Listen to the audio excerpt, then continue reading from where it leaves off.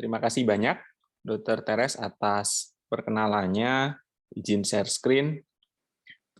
Ya, para senior dan para sejawat, pertama-tama terima kasih pada ID Kota dan juga PNG yang mengajak kami untuk berdiskusi dengan para senior dan para sejawat pada hari ini.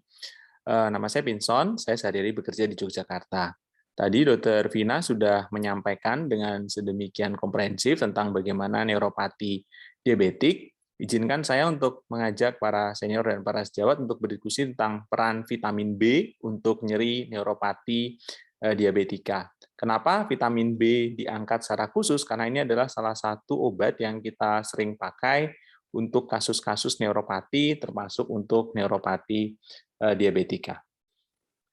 Nah, jadi dalam diskusi kita selama 20-30 menit ke depan, saya akan mengajak para senior dan para sejawat untuk bagaimana kita mencegah terjadinya neuropati diabetika, tentu dengan pengendalian kadar gula yang baik seperti yang disampaikan oleh Dr. Pina tadi.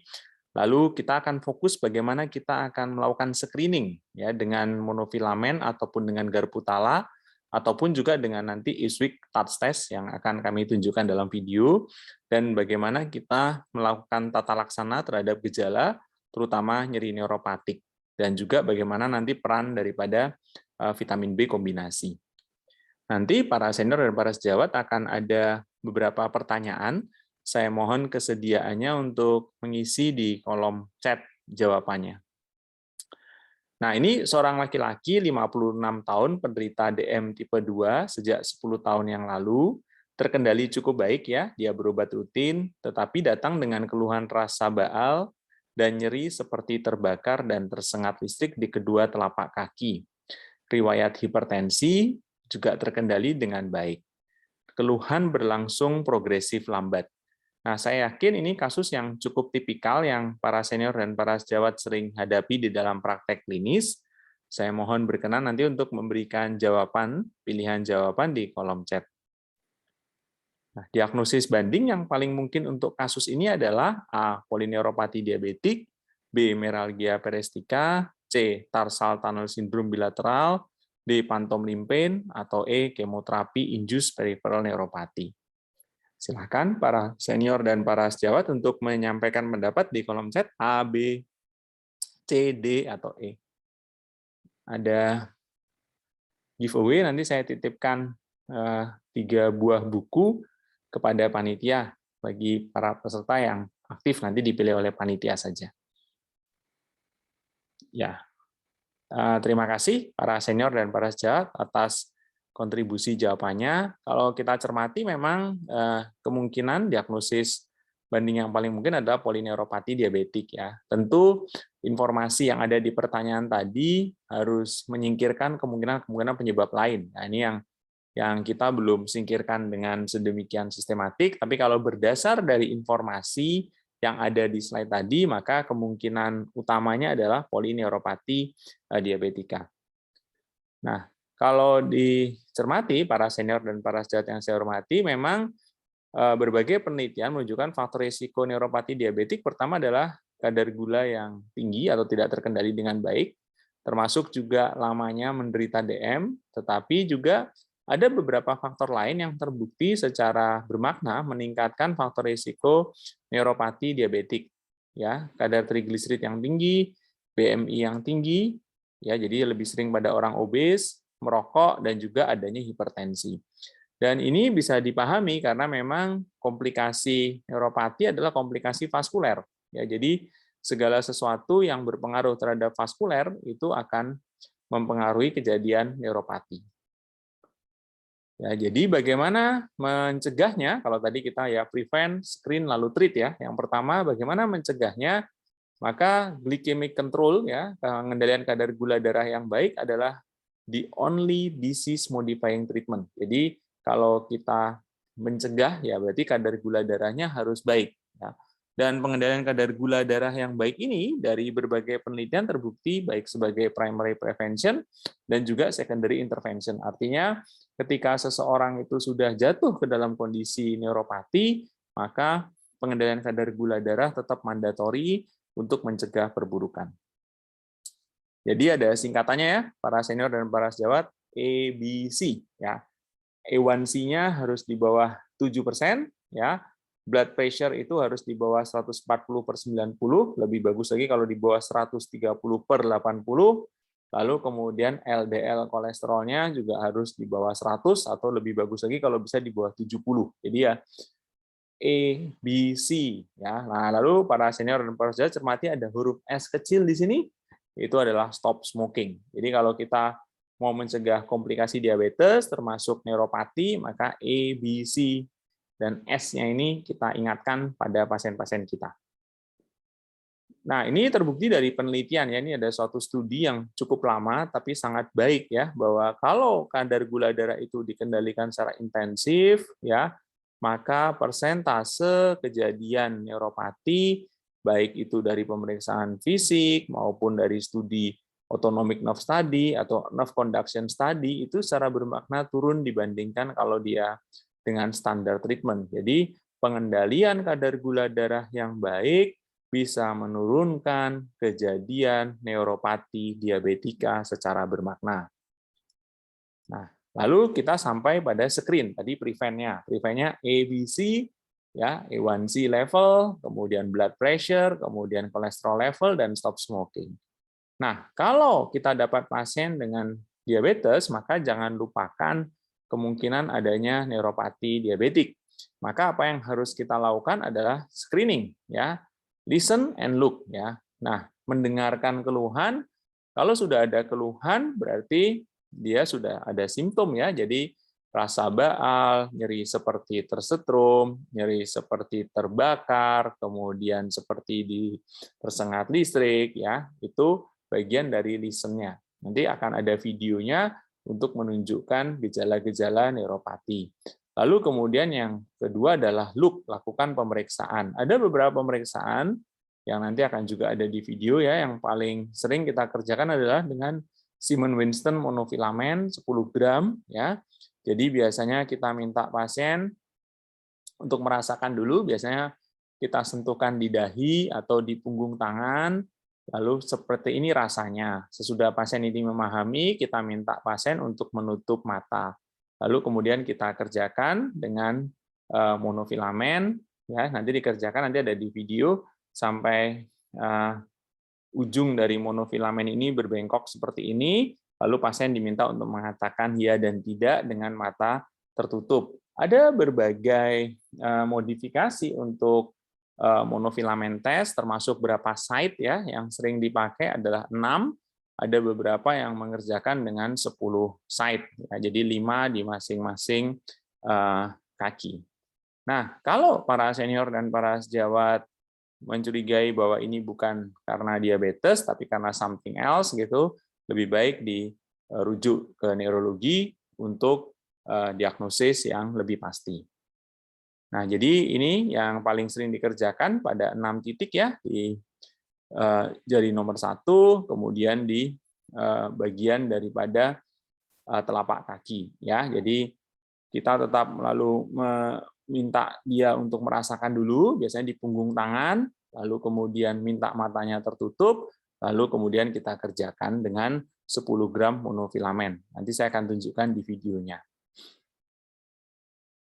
Nah, pemeriksaan screening yang kedua yang juga nanti akan ada di video adalah dengan melihat dengan Garputala 128 Hz vibration turning fork ya. Garputala 128 Hz dengan on-off method. Jadi kita minta dulu untuk dia merasakan ini loh sensasi vibrasi ya, bisa di kening atau di sternum ya. Lalu kemudian begitu dia sudah memahami rasanya, maka mata tertutup, kita minta, lalu kemudian kita getarkan di jari nomor 1, di jempol ini. Lalu kemudian sampai pasien mengatakan, ya saya tidak merasa, kita minta dia mengatakan stop, begitu dia mengatakan stop, maka lalu kita pindahkan ke tangan kita. Ya, kalau dia sudah merasakan stop, lalu kemudian kita masih merasakan di tangan kita, maka ya kita bisa mengatakan bahwa ada gangguan dalam bentuk sensori proprioceptik. Sama dengan ini, bahkan ketika kita mencurigai ini bukan karena diabetesnya, tapi karena sesuatu yang lain, maka dirujuk ke neurologi. Ya, nah ini ada satu nanti yang akan saya tunjukkan di video ya, yang orang menyadari bahwa penggunaan garpu tala dan penggunaan monofilamen itu juga tidak bisa dikerjakan.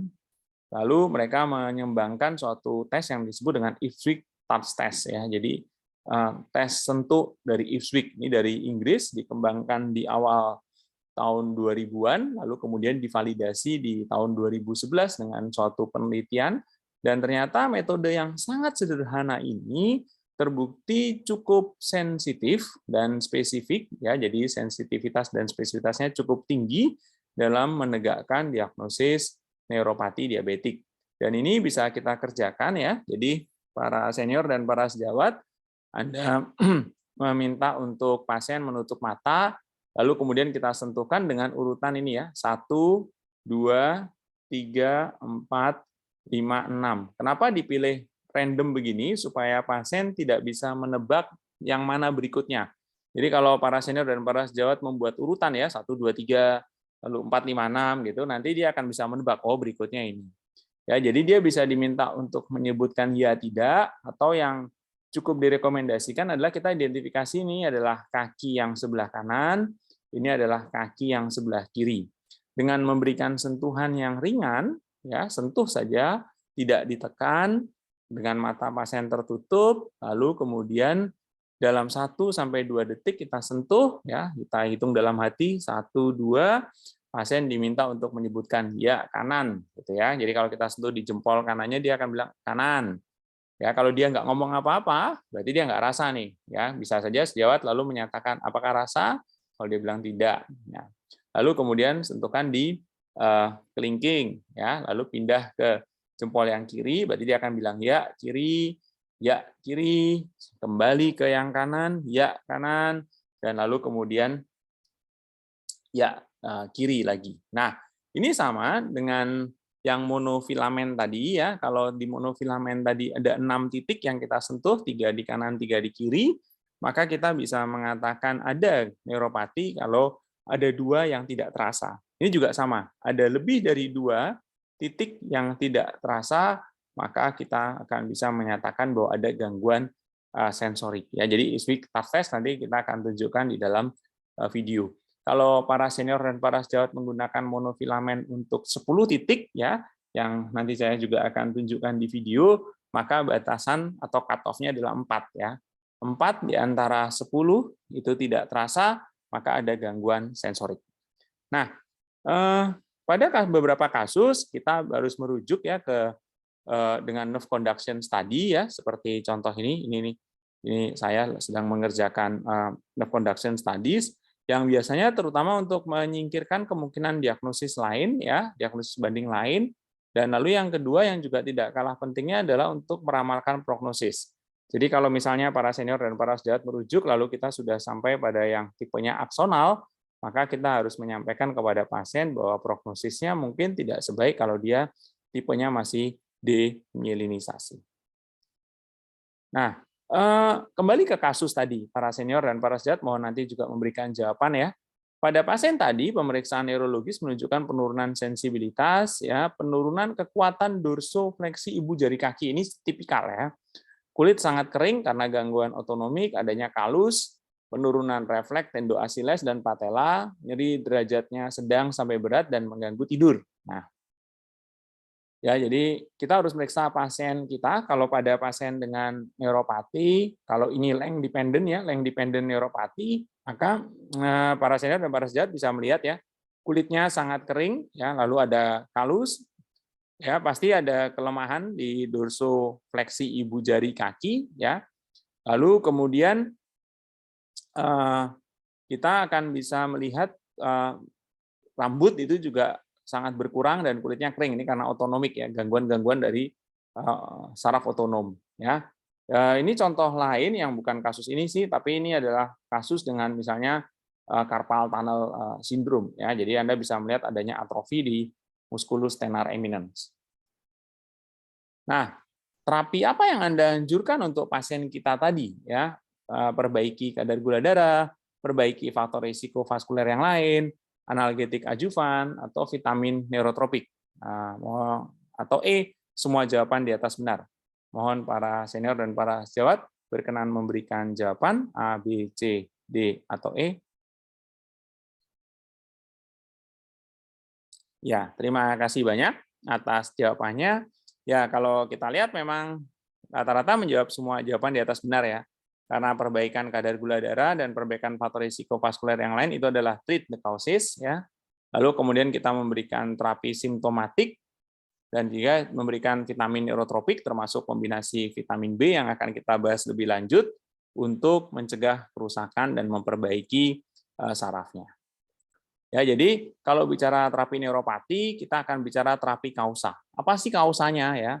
Ini yang singkatannya vitamin C, D. Vaskulitis, infeksi, trauma, autoimun, metabolik, intoksikasi, neoplasma, kongenital, atau defisiensi dan degenerasi. Ini kemarin sudah disampaikan dengan sedemikian detail oleh Dr. Esdras di pertemuan yang pertama dan juga oleh Dr. Jimmy Barus di pertemuan yang kedua. Jadi treat the causes ya. Karena penyebab pada kasus kita adalah mungkin DM, maka metaboliknya harus benar-benar baik seperti yang tadi disampaikan oleh Dr. Vina. Nah, pasien kita datang dengan gejala nyeri ya, dengan gangguan tidur, maka treat the symptom. Ya, maka ini analgetik adjuvan ya, termasuk juga tadi ya vitamin B kombinasi.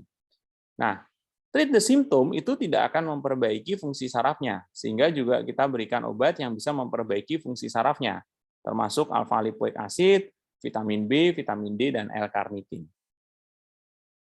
Nah, para senior dan para sejawat yang saya hormati, kalau kita lihat ya, ini beberapa pilihan yang kemarin di pertemuan kedua sudah disampaikan juga oleh Dr. Putu Eke. Kalau kita lihat, maka memang first line-nya adalah antikonvulsan dan antidepresan, second line-nya adalah opioid, lalu ada beberapa yang lain yang bisa kita cobakan, termasuk juga mengirim ke bagian rehabilitasi medik untuk TENS.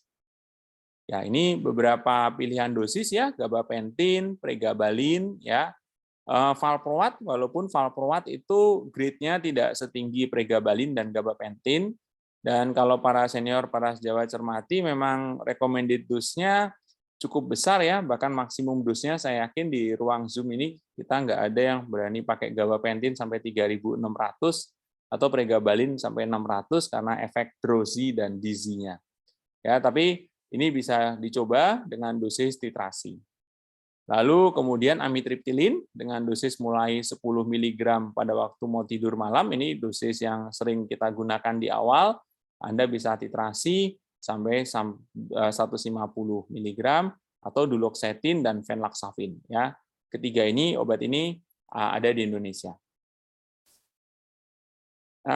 Kalau tidak membaik maka bisa dengan second line ya, termasuk juga opioid.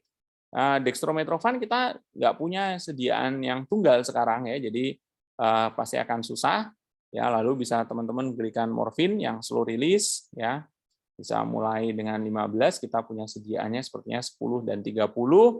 Oksikodon kita juga punya, tapentadol kita nggak ada ya. Yang sering kita pakai adalah tramadol ya, bisa diberikan 50 mg bisa sampai 2-3 kali atau 4 kali sampai dosis maksimum 400, tergantung dari tolerabilitas pasien kita juga.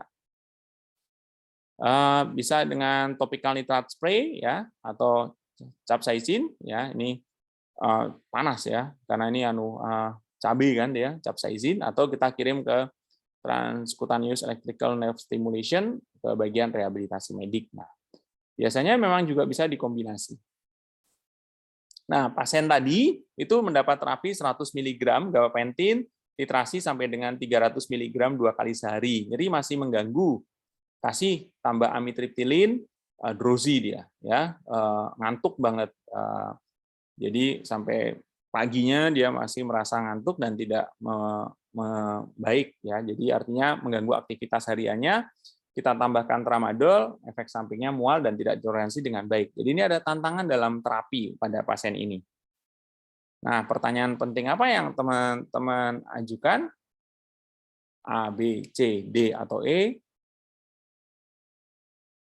Ya, sepertinya memang nanti terima kasih banyak nih para senior para sejawat sudah mulai banyak menjawab. Sepertinya nanti kita akan juga tetap ya kembali apakah ini semua terkendali, kita perlu tambahkan terapi kombinasi, pasti ya, kita akan nanti mengcombine obat sesuai dengan prinsip multimodal ya, multimodal analgesi. Ya. Nah, memang tantangannya adalah semua terapi untuk nyeri neuropatik itu memiliki efek yang terbatas ya, hanya sedikit sekali pasien yang bisa complete relief. Dan memang biasanya batasnya adalah 50% ya. Jadi kalau obat itu berhasil menurunkan 50% ya, berkurang 50%, obat itu kita anggap baik ya. Ini nih rekomendasi daripada impact ya, impact recommendation untuk clinical trial pada kasus-kasus dengan nyeri. Nah, sehingga kalau diturun dia 30 sampai 50% dari baseline dari awal ini sudah dianggap sebagai obat yang clinically meaningful atau bermakna secara klinis. Jadi berapa sih pain reduction-nya ini yang kita perlu lihat ya. Nah, sehingga memang tantangannya adalah sebagian besar pasien itu masih merasakan nyeri bahkan dengan terapi kombinasi. Ya, jadi para senior dan para sejawat bisa Anda mulai dengan first line ya, monoterapi, bisa dengan amitriptilin, bisa dengan duloxetin, bisa dengan gabapentin atau pregabalin, lalu lihat ya, kalau dia sama sekali tidak efektif atau tidak ditoleransi dengan baik, misalnya diberi amitriptilin di awal, waduh saya nggak tahan nih, saya kayak mau jatuh-jatuh, dia bilang, lalu mulut saya kering sekali, maka kita bisa switch ke alternatif first line yang lain sebagai monoterapi. Ya, lalu dilihat lagi dia efektif atau tidak, bisa ditoleransi atau tidak. Bila tidak, maka pilih ke second line atau third line. Tapi kalau dia membaik ya, tapi dia tidak cukup membaiknya gitu, berkurang sih, cuman belum optimal, maka kita bisa partial respon tadi kita tambahkan dengan yang first line. Jadi kita bisa mengkombinasi atau tambahkan dengan yang second line. Seperti yang kasus tadi ya, dia gabapentin, dosisnya titrasi naik, belum membaik, kita beri amitriptilin. Atau kita tambahkan yang second line, misalnya tramadol. Ya. Lalu kemudian tambahkan tramadol atau opiat analgesik. Kalau tetap belum membaik, maka pasien ini perlu direfer supaya penata laksanaannya lebih komprehensif. Nah, memang masalahnya para senior dan para sejawat adalah inadequate pain relief ya. Kalau kita pakai kombinasi ada efek samping yang meningkat ya, sehingga kita perlu nih terapi lain yang bukan hanya mengendalikan gejala tetapi juga bisa kita pakai jangka lama dan juga aman. Nah, ini tantangannya. Dan terapi tadi harus memperbaiki fungsi saraf ya, bukan hanya sebagai simptom ya. Nah, pertanyaan kritisnya adalah apakah ada manfaat dari vitamin B?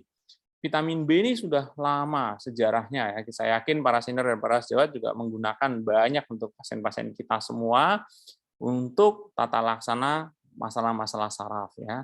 Masalahnya adalah memang data-data dari praklinik dan kliniknya itu sangat menjanjikan, tapi studi yang sifatnya besar yang melibatkan banyak subjek itu masih sangat terbatas ya. Sehingga pertanyaan kritisnya assessment. Tadi ya, para senior dan para sejawat sudah mencoba melihat yang kita memang assessment-nya harus multidimensi. Ya. Kita harus tanyakan bagaimana nyerinya, apa dampaknya, ya, kemudian apa harapannya. Dan lalu terapinya harus multimodal juga. Ya. Bukan hanya berfokus pada satu modalitas terapi, satu mekanisme, tetapi kita mencoba menangkap di berbagai titik mekanismenya. Nah, terapi simptomatik tidak merubah perjalanan penyakit ya.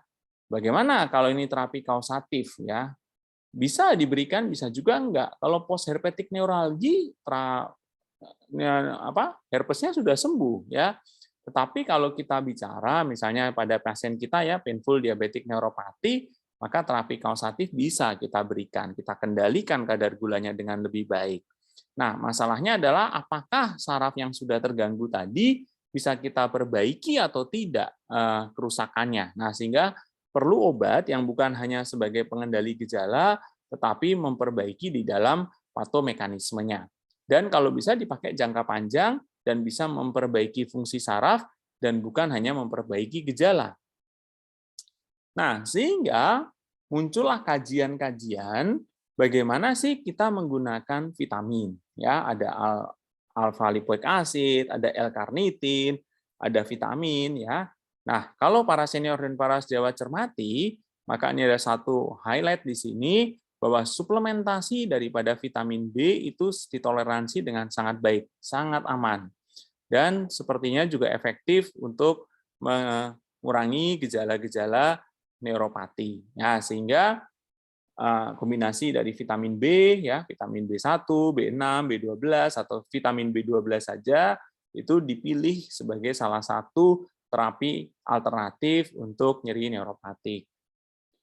Ya, sehingga memang berbagai studi mengatakan bahwa vitamin B itu bisa untuk mengurangi nyeri karena dia bisa menghambat daripada nyeri dengan meningkatkan norepinefrin dan serotonin di jalur daripada pain descending pathway, ya, juga bisa memperbaiki saraf dengan tadi myelinisasi, menghambat munculnya discharge ektopik, ya, dan juga memperbaiki transport aksonal. Nah, khusus untuk pasien DM, ya, khusus untuk pasien DM, ini berbagai studi mengatakan bahwa kadar vitamin B12 yang rendah itu seringkali dijumpai pada pasien DM, terutama pada pengguna metformin, karena ada hambatan daripada absorpsi dari vitamin B12. Kalau dia usianya lanjut, pasien-pasien dengan DM, pasien-pasien dengan gangguan vaskuler lain, ada pembatasan-pembatasan diet, ya, yang juga menyebabkan kadar vitamin B12-nya rendah. Kalau dia menggunakan PPI sama, karena vitamin B12 diabsorpsi di kondisi asam lambung yang asam. Jadi kalau kita gunakan PPI pada pasien-pasien kita, maka absorpsinya juga akan terganggu. Juga ada intrinsic factor, ya, karena dia akan sangat terpengaruh dengan faktor-faktor intrinsik. Nah, ternyata berbagai penelitian juga mengatakan bahwa vitamin B12 defisiensi itu adalah penyebab yang independen untuk neuropati. Jadi neuropati pada pasien DM-nya itu bukan karena dia DM-nya, tapi karena dia low vitamin B12, ya, terutama kepada pengguna-pengguna metformin. Nah, ini yang juga harus kita cermati lebih lanjut. Ya, sehingga ini ada satu guideline, ya, dari negara tetangga kita, dari Filipina, yang dia mengatakan bahwa vitamin B kompleks itu menjadi salah satu treatment yang direkomendasikan, ya, selain tadi ada first line, second line, ya, dan karena dia murah, bisa terjangkau, gampang diperoleh, maka kombinasi vitamin B merupakan obat yang sering dipilih untuk tata laksana neuropati perifer. Nah, berdasar dari kajian-kajian tadi, kita kembali kepada pertanyaan pertama ketika paper ini dibuat, bagaimana sih kombinasi vitamin B1, B6, dan B12 itu memang terbukti bermanfaat. Nah, ini ada satu studi yang kita kerjakan di Indonesia yang kita sebut dengan NENOIN study. Ya, studi NENOIN ini adalah tata laksana neuropati perifer dengan kombinasi fixed dose kombinasi high dose vitamin B1, B6, dan B12. Ya, jadi yang diberikan adalah Neurobion Forte. Ya, ini adalah suatu studi 12 minggu prospektif non-interventional study in Indonesia. Jadi ini dikerjakan di Indonesia, di negara kita yang tercinta ini. Nah, para senior dan para sejawat, jadi studi ini merupakan studi prospektif open label single arm di Indonesia di 8 center di Indonesia, ya. Dan memang subjeknya adalah pasien-pasien dengan neuropati perifer dengan berbagai etiologi, termasuk memang yang salah satu yang menonjol adalah diabetes, ya. Subjeknya berusia di atas 18 tahun sampai 65 tahun dengan neuropati perifer yang kita diagnosis baik dengan Michigan Neuropathy Screening Instrument, ya. Ini mudah-mudahan besok kalau ada workshop offline kita bisa latihan bersama, ya, untuk MNSI ini, lalu juga dengan Toronto Clinical Neuropathy Score, ya, maka dia akan dimasukkan ke dalam studi ini. Ya, kita akan mengeluarkan semua subjek yang memiliki masalah kardiovaskuler, pulmoner, gastrointestinal, hematologi, hepatik, dan renal yang serius, Kalau dia dicurigai adanya genetik neuropati, kondisi mediknya tidak stabil, kalau dia sudah mengkonsumsi semua vitamin B kompleks produk dalam waktu lebih dari 1 minggu berturut-turut, maka kita juga akan keluarkan dia. Nah, memang kalau neuropatinya itu severe atau nyerinya juga hebat di atas 7, ini kita tidak gunakan. Kenapa? Ini yang penting ya. Karena semua pasien yang mendapat terapi NSAID, gabapentin, pregabalin, itu kita keluarkan dari penelitian ini. Jadi, penelitian ini ingin benar-benar menunjukkan kalau nanti ada perbaikan dalam gejala-gejala neuropatinya, itu murni karena pemberian vitamin B-nya, murni karena neurobion forte-nya, bukan karena obat yang lain. Jadi penelitian ini maunya seperti itu. Nah, ini para senior dan para sejawat yang saya hormati, ini site-nya ya, dilakukan di Medan, yang di kita di Jogja ya, salah satu dari site itu di Jogja ya, di Rumah Sakit Bethesda. Dari 8 site tadi. Ya, jadi subjek yang eligible itu mendapatkan obat ya, kombinasi vitamin B1 100 mg, vitamin B6 100 mg, dan vitamin B12 5000 mikrogram yang kita sebut neurobion forte. Sekali sehari selama 12 minggu. Jadi studi ini berjalan selama 3 bulan. Lalu kita follow up setiap 14 hari, dan lalu kemudian di 14 hari pertama, lalu setiap bulan. Ya, jadi akan ada 5 kali kunjungan.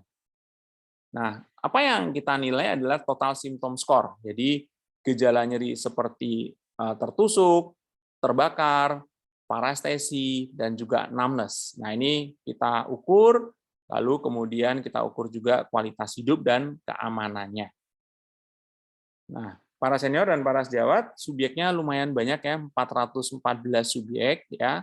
Lalu ada 411 yang eligible ya. Lalu kemudian 399 itu komplit, dan ada 12 yang discontinue. Rata-rata usianya adalah 50 tahun. Nah, ini baseline karakteristik. Kalau para senior, para sejawat cermati, memang diabetes itu merupakan penyebab utama neuropatinya di sini. Pasiennya lebih banyak perempuan, ya. Kemudian ini karakteristik dari sukunya, dan ini mewakili banyak suku di Indonesia juga.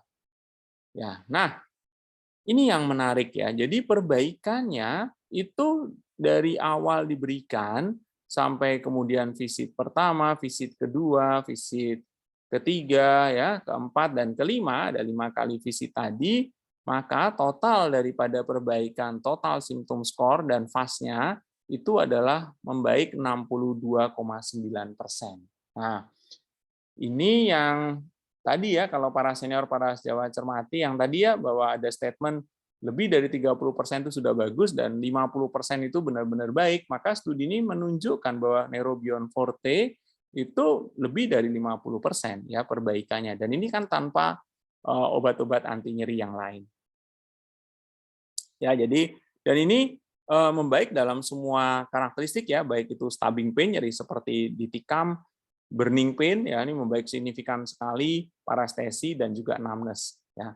Nah, ini yang juga baik ya, kalau para senior dan para sejawat memberikan obat-obat seperti amitriptilin, gabapentin, itu nyeri-nyeri yang lain mungkin membaik, cuman numbness-nya mungkin tidak ya. Nah, ini studi ini menunjukkan numbness-nya membaik juga. Nah, lalu ada 14 subjek yang mengalami salah satu efek samping, dan dari 14 tadi kita analisis hanya ada 3 yang benar-benar treatment related efek sampingnya. Ya, dari 3 tadi, 2 dalam bentuk gangguan gastrointestinal dan 1 dalam bentuk gangguan kulit. Jadi dari 411 hanya 3 subjek, sangat-sangat aman. Nah, memang neurobion forte itu memiliki efek sinergisme ya.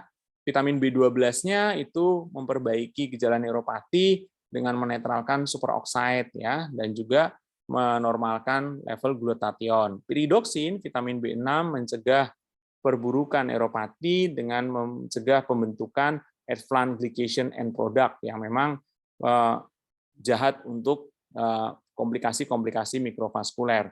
Dan juga tiamin juga sangat berperan penting dalam mencegah komplikasi mikrovaskuler pada pasien diabetes, dan mereka bekerja sama. Dan studi Nenoin ini menunjukkan bahwa Neurobion Forte memang bermanfaat untuk mengurangi gejala-gejala neuropati. Nah, ini kesimpulannya ya, neuropati kasus yang umum dijumpai dalam praktek dengan berbagai kausa.